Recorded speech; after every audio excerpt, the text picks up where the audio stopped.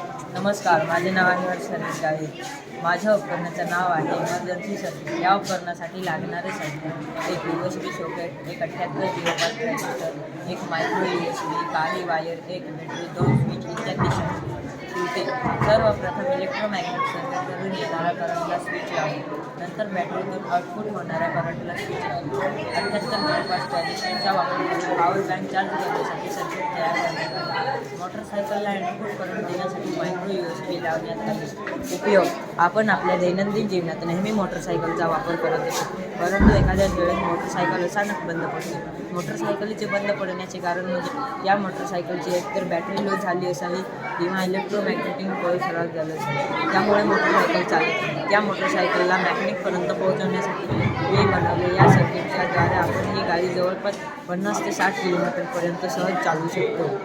कसं ते प्रॅक्टिकल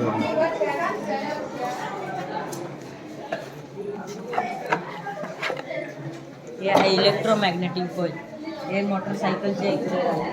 हे फिरण्यामुळे मोटरसायकलची बॅटरी चार्ज होते, परंतु हे एखाद्याच वेळेस जळून जाते, ते आपल्याला माहीत नसतं. जोपर्यंत मोटरसायकलची बॅटरी चार्ज असते तोपर्यंत मोटरसायकल चालते, परंतु एखाद्याच वेळेस आपण बेरात्री कुठे पण बाहेर गेलो, त्यामुळे मोटरसायकल अचानक बंद पडली, तर आम्ही हा सर्किट बनवलेला आहे. या बॅटरीच्या मदतीने आपण हे मोटरसायकल स्टार्ट करू शकतो.